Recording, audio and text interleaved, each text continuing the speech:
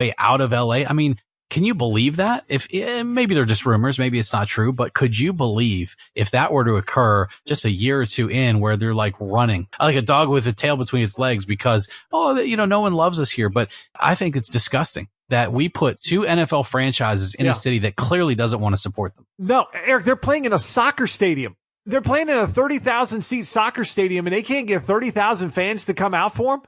Hell, I don't think they can get 5,000 fans to come out for them at this point. And then you're going to put them in this huge stadium and you think you're going to fill that up. It's going to be the same issues. I just can't see where if people aren't even going to make the trip, if they aren't big enough fans to come out and be able to sit in a small stadium like that and watch that team play, of why they're going to go spend God only knows how much money to get in the new stadium. So I definitely think it's something to watch. I mean, you've always heard of cities like San Antonio that just have this desire.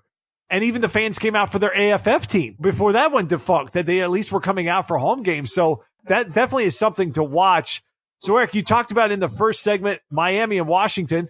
For some reason, I watched some of this game. I don't really know why.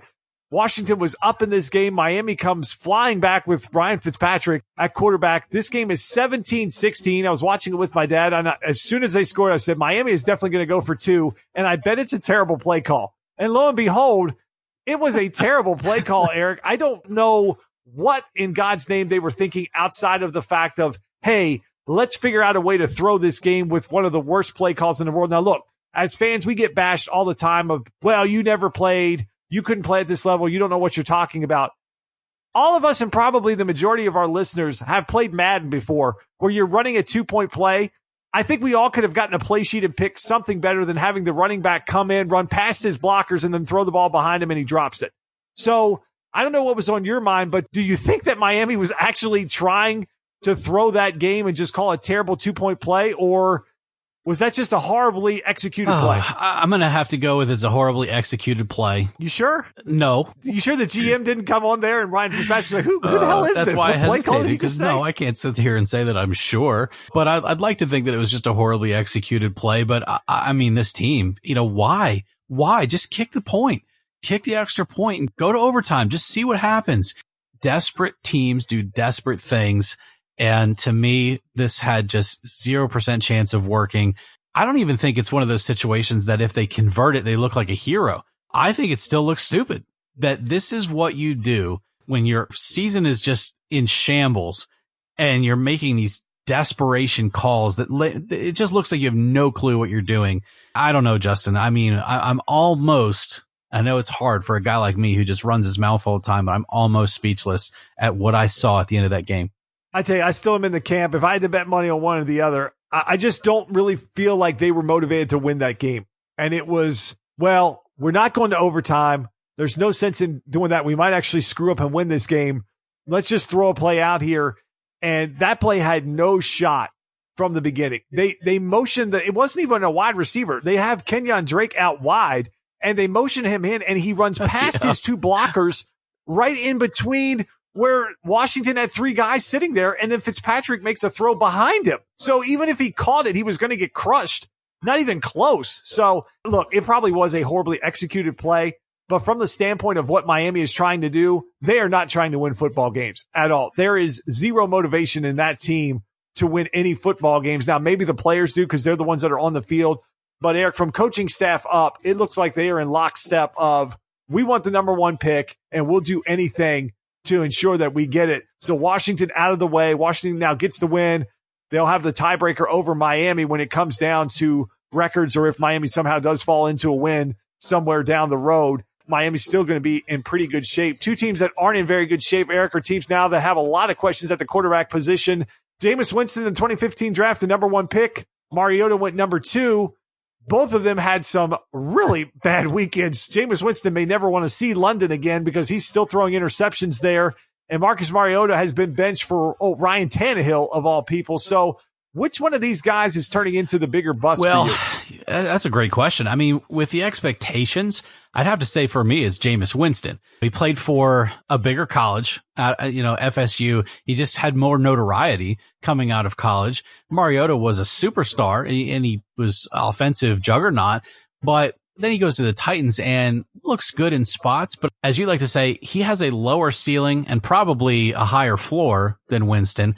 But I just don't think he's worthy of one of those top 2 picks. Whereas Winston maybe could have been worthy, but his play style, the way that he's just a slinger, it's giving you peaks and valleys that you just cannot handle with an NFL franchise. He'll go out and have 450 passing yards with 4 touchdowns, and then a game where he has 150 passing yards and 4 interceptions. And it's not just once in a while. It's repeatedly that his ceiling is high and his floor is really low. And so to me, the bigger bust is actually Jameis Winston, because I can honestly see the Bucs pulling the plug on him this year and just moving on. I got to go with Mariota because I don't feel like outside of a few game stretch a couple years ago, he's really done anything for that Titans team.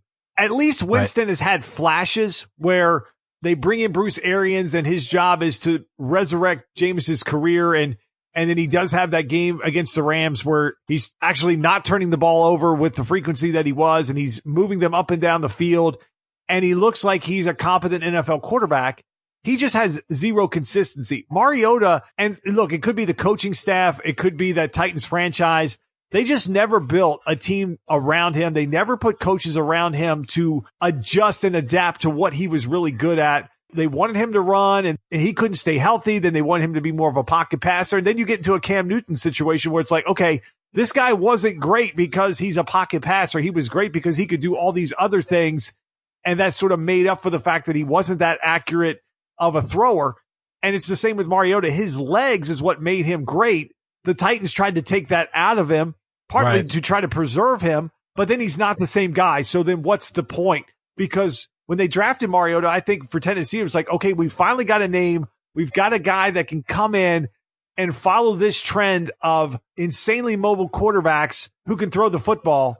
And he just hasn't done anything for that before team. Mariota. So didn't they invest in Jake Locker a little bit out of the draft before that? So I agree with you. I think they kind of overprotected Mariota a little bit. And some of that they almost had to do that because he kept getting hurt.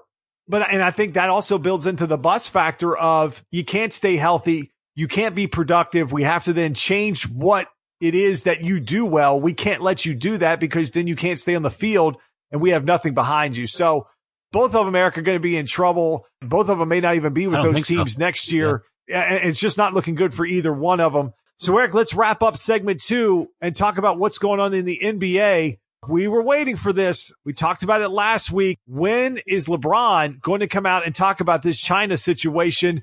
And it seemed like the league really set it up that, okay, we're not going to do any media in China. You'll go there. You'll play your game. We'll get you back to the States. Maybe this situation blows over. And for some reason, LeBron decided it was time to talk about this China situation this week.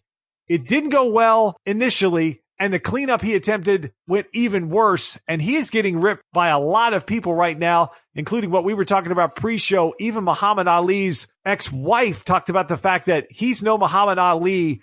Ali would have never done this to turn his back on Hong Kong. He would have supported them. So, Eric, LeBron finds himself in the middle of a controversial situation now.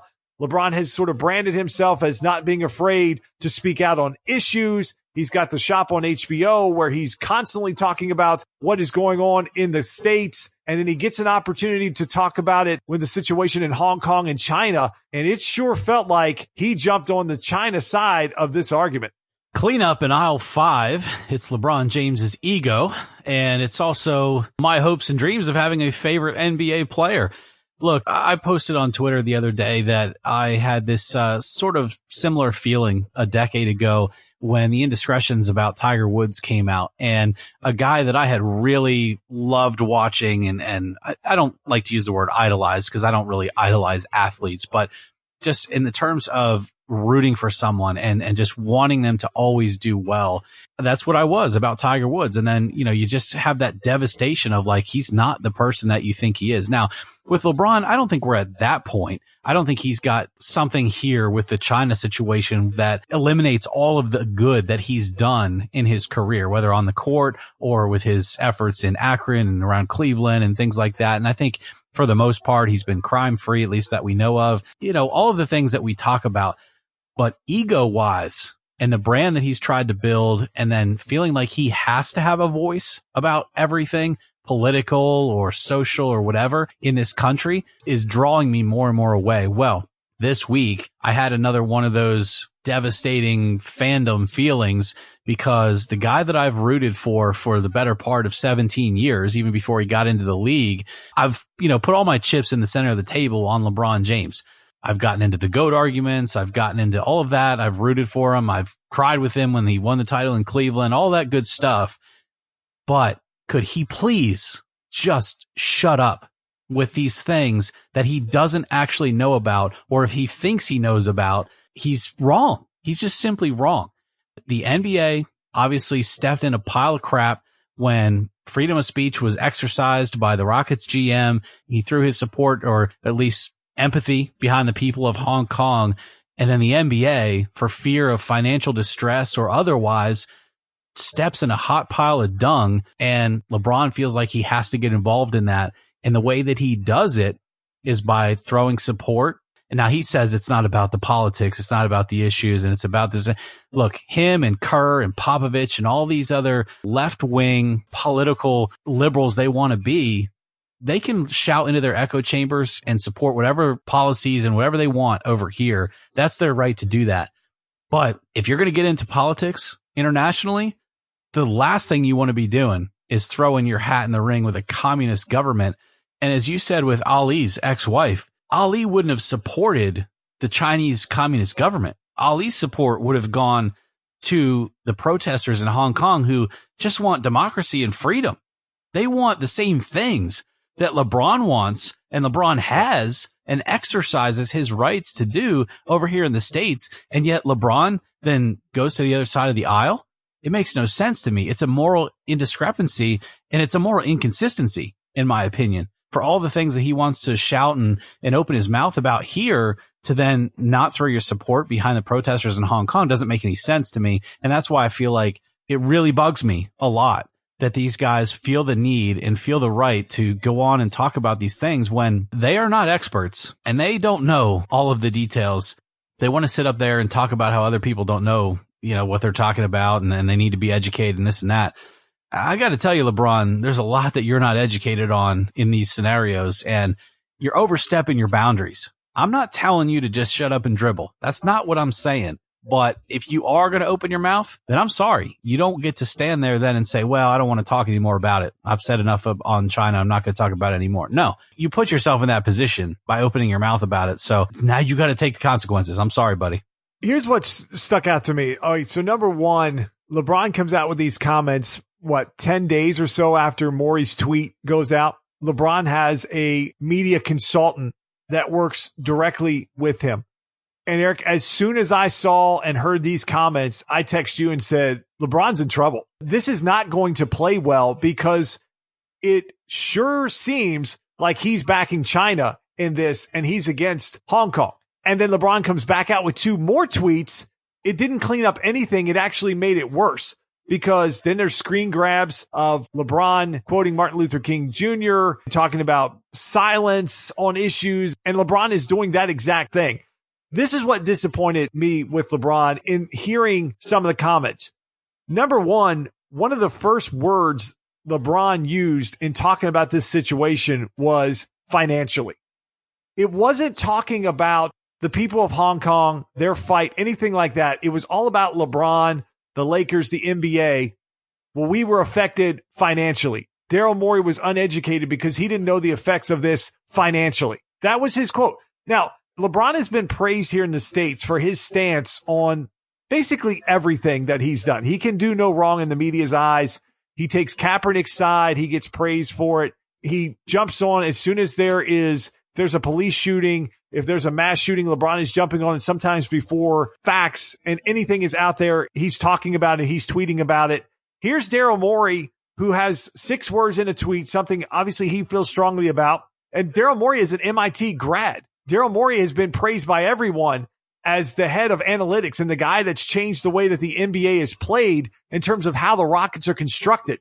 So I think Daryl Morey is a pretty informed person, and LeBron comes out and says that he's uninformed, and then as well, he's uninformed about the consequences. Either way, it's like we talked about the NFL referees. You're basically calling the guy incompetent, or you're basically calling him stupid at that point, that he doesn't know what he's doing.